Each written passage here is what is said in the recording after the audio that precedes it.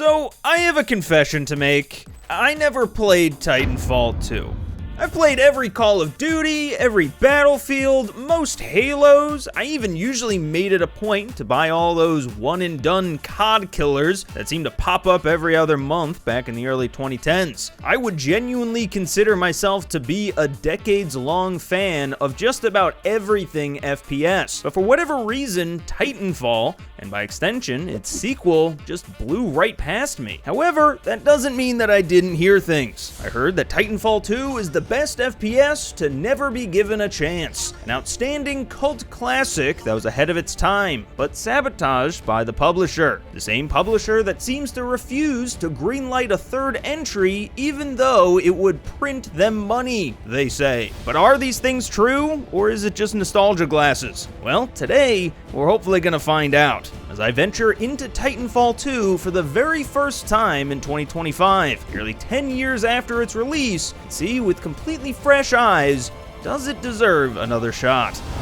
So, just briefly, for those unaware, what is the story behind Titanfall? Like, how did it come to be? Well, the first Titanfall was the breakout project from Respawn Entertainment, a new studio formed by longtime Infinity Ward devs Jason West and Vince Zampella. That's right, Call of Duty's Infinity Ward, where the pair worked on developing both COD 4 and its sequel, Modern Warfare 2, before they were both fired for reasons mostly unknown to the public, but widely believed to be some kind of contractual dispute between them and Activision. Honestly, I'm not gonna get super into the weeds there, but what's important to know is that eventually, 4 years later in 2014, Respawn saw the first Titanfall release to overall success, earning high scores from reviewers everywhere and a ton of praise from gamers, claiming that the game's unique Titan-based take on the military shooter was here to stay, which made its sequel, gearing up to release in late 2016,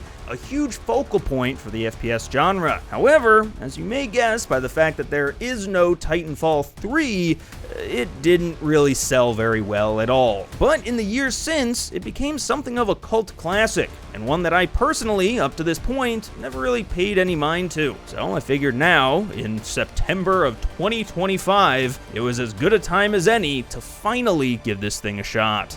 And I wanted to jump straight into multiplayer for a real trial by fire here. And as you might expect, loading times were the first big hurdle to overcome. I will say that the game is free on Game Pass Ultimate though, and later I was able to find a match much more quickly over there versus PlayStation, so take that for whatever it's worth. Anyway, enough about loading screens, let's get into the actual game. I was, of course, eventually able to get into a match, and honestly, I didn't have much of an idea of fully what to expect here. The first thing that I noticed were that the controls felt incredible. There's always been one thing that old school COD always had over its competition, and that was just how tight and responsive it felt on the sticks. And somehow, just like with X-Defiant many years later, this is another studio formed from the rubble of that era that just nails the overall feeling. It's just fun to run around. And speaking of running around, the advanced movement is also incredible. There's a ton of momentum to everything that you do. And now I can see what everyone has been talking about with how this franchise paved the way for movement metas in modern games. Sliding is so satisfying. The grapple, once I learned how to use it, was great. By the way, why don't more games have grapple hooks these days? I will say that wall running felt a little sticky to me, but I suspect that at least part of that is just because I don't fully know what I'm doing. And that's actually another thing about playing this game so long after its heyday.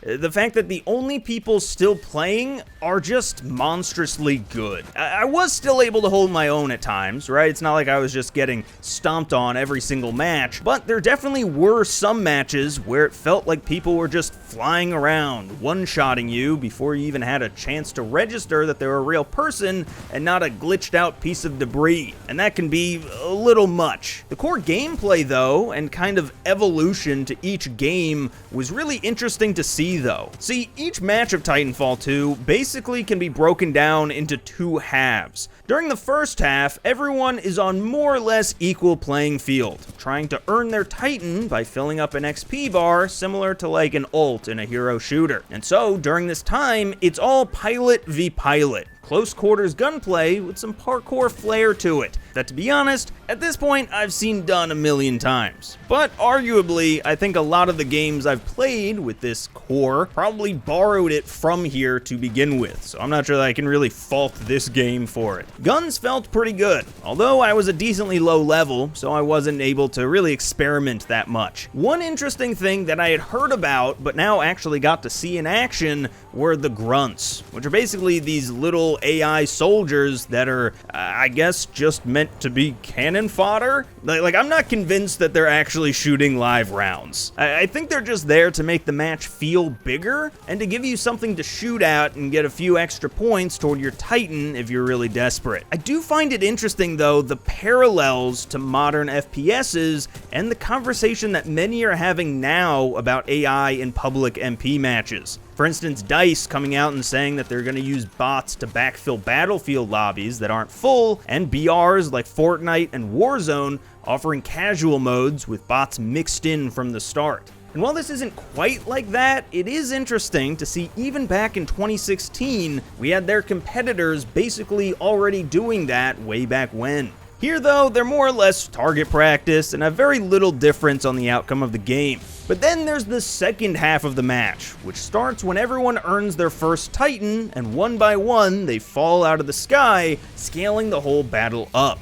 And I gotta say, this was a truly unique experience. This is where everything turned around for me, where everything is dialed up to 11 and the entire dynamic of the game changes. Titans are targeted pretty quickly though, because even on the ground, you're given some kind of tool to take one out. But it definitely isn't easy, making it really satisfying when you do finally kill one in a true David vs. Goliath fashion. It also feels like the Titans themselves are where most of the skill ceiling is, as there's a good amount of them to choose from, each with their own abilities, weapons, and quirks. Although I personally stuck with the first Titan, Ion, for most of my playtime, just because I wanted to level it up quick. Now, I referenced hero shooters a little bit earlier, and while this definitely is not a hero shooter, it is kind of. This is like a hero shooter where you don't become the hero until halfway through the game. The only system that I can think of that would be similar would be like Battlefront 2, but even in those, they work more like kill streaks, whereas here it's a bit more integral to the gameplay and evolution to the match. Once you get a Titanfall, so does the rest of the team. And it's wild to me that like this type of gameplay hasn't caught on in any other game in this space since, because honestly, it was so fun and unlike anything that I have played before. In addition, there's also another co-op mode that I was completely unaware of going in, called Frontier Defense. It's basically a standard and pretty bare-bones survival mode with a tower to defend against oncoming waves of enemies that get stronger and stronger, starting as just regular soldiers and eventually Titans. Now, I believe that we were playing on easy, so it's possible that this scales up to the point that it gets really hairy, but on that difficulty at least, it was a really fun lean back mode for me, where I didn't have to really sweat it out too much, which is actually something that I've been looking for a while in a modern FPS. Like I said though, it is pretty bare bones, so while it'll probably get stale eventually, to me, at least at this moment, it felt pretty refreshing to not have to worry about grinding a battle pass or micromanaging some overtly complex metagame that's all too common in current shooters. It was just shoot some bad guys and feel like a superhero for half an hour, and honestly, it wasn't a bad way of spending my afternoon. And speaking of PvE, one huge thing that I always heard was that Titanfall 2's story was just insane, and worth playing just for that reason alone. Although, to be honest, in the back of my head, I always just assumed that that was based off of the comparison to the first Titanfall's, quote, story, which as I understand was just voice lines over your first few multiplayer matches. But I stand completely corrected. Titanfall 2's campaign kept me interested the entire way through, and it feels like there's real substance to it, and sets up the world that the rest of the game's modes inhabit in a way that just connects it all together. In fact, I kind of feel cheated now that I didn't choose to play the single player first, because it sets up all the different mechanics and acts as a soft tutorial for all the different Titans that reappear in multiplayer. I know that's probably really obvious, and now speaking it out loud, I feel a little dumb, but I guess I just have that MP first brain. So gameplay-wise, it's fun. It's a really, really solid single-player experience. The story isn't gonna blow your socks off or anything, but it's a fun few hours, and again, the whole game just reminded me so much of those golden era shooters from decades ago. Now, I know that Titanfall 2 is only 9 years old, which in the grand scheme of things is actually pretty recent. And in fact, a lot of the things that I'm praising it for now, I'm sure were actually seen as huge negatives at the time, as a lot of the mechanics have been done to death at this point. But from this side of it all, I'm just happy to be playing something new to me that feels like my childhood, and actually runs on modern consoles and looks decent to boot. And maybe that's a good enough segue into talking about why this game ultimately failed to spawn any more in the franchise. Well, first, let's take a look at sales figures. Despite an overwhelmingly positive critical reception, Titanfall 2's first week sales were reported to be only a quarter of the original games, and didn't seem to pick up any extra steam afterwards. And the reason for this, most people actually blame on EA for the release window that they chose for the title, sandwiching it in late October, only 1 week after EA's other tentpole FPS release, Battlefield 1, and only a single week before that year's Call of Duty, who had been known for over a decade at that point to release a new game in early November every single year. And to make matters worse, COD that year actually released 2 different titles, Infinite Warfare and a remaster of COD 4, which made for an extra little bit of irony given Respawn Entertainment's origins lied within that series. So it's really pretty simple.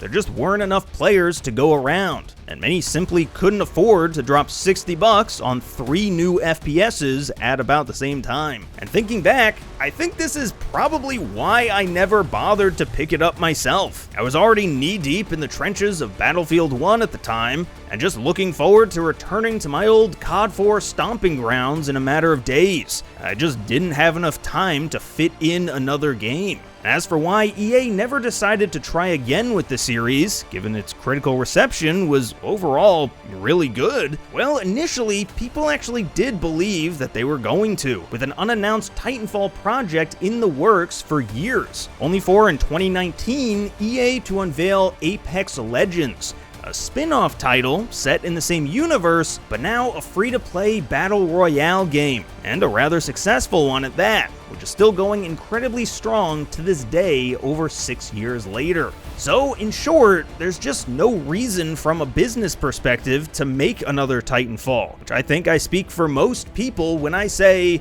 that's really disappointing. This game really was something very special. Something that honestly I've been looking for a while now. A game that's just plain fun.